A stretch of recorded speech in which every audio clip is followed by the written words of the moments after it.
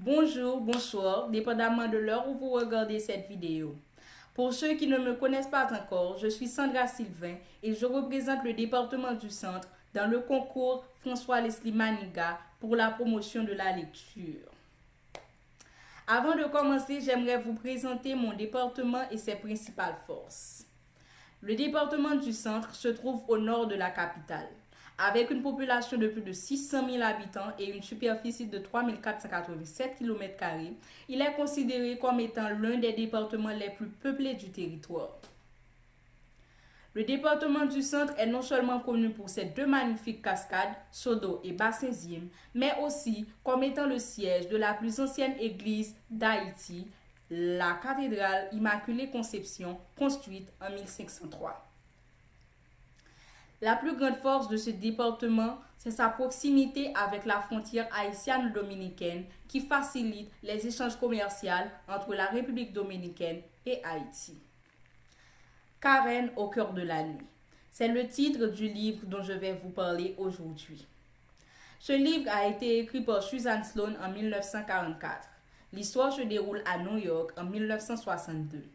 Karen Kern, une jeune étudiante de 20 ans, est invitée à une fête de Noël organisée par sa meilleure amie Jill Hartman à Manhattan. À cette fête, elle rencontrera le jeune et séduisant Robert Wilmot, étudiant à Harvard qui vient d'une des familles les plus influentes du pays. Une fois la fête terminée, Robert Wilmot proposera de raccompagner Karen qui, elle, ne connaît pas les environs. Il passe en plein Central Park. Robert commence à faire des avances à Karen qui, elle, refuse catégoriquement. Alors, il choisit la violence. Le lendemain, Karen sera retrouvée, brutalement battue, violée et martyrisée. Karen passera des mois à l'hôpital. Son corps ne se remettra jamais de cet incident. Alors, les parents de Karen décident de faire croire à tout le monde que ce n'était qu'un accident de voiture. Malgré les restrictions des parents de Karen, la police mène quand même l'enquête. Karen affirme explicitement avoir été violée et battue par Robert Wilmot, qui lui affirme que le rapport était consenti et nie catégoriquement l'avoir brutalisée. En fin de compte, c'est sa parole contre la sienne. Il n'y a pas de retour légal. Ce viol aura détruit la vie de Karen. Elle quitte l'école. Son petit ami Peter Bauer la quitte après avoir appris qu'elle ne pourra plus jamais avoir d'enfant. Karen portera les séquelles de cette malencontreuse rencontre durant toute sa vie.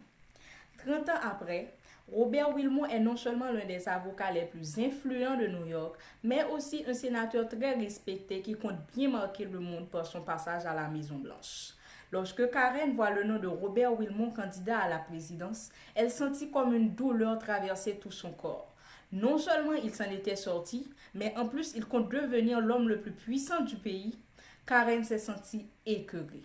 Elle devait se venger. Sa survie en dépendait. Alors, Karen échafaude un plan parfait pour se venger de son assaillant. Elle couche avec Robert Wilmot et le fait accuser de viol. Cette fois, elle fait en sorte d'avoir assez de preuves pour le faire plonger. Le procès ne tardera pas à faire du bruit. La carrière politique de Robert est totalement anéantie. Sa femme le quitte et son père lui tourne le dos. Alors que Robert ne cesse de plaider son innocence, il sera incarcéré et paiera non pas pour le dit viol, mais pour avoir détruit la vie de Karen Kern 30 ans auparavant.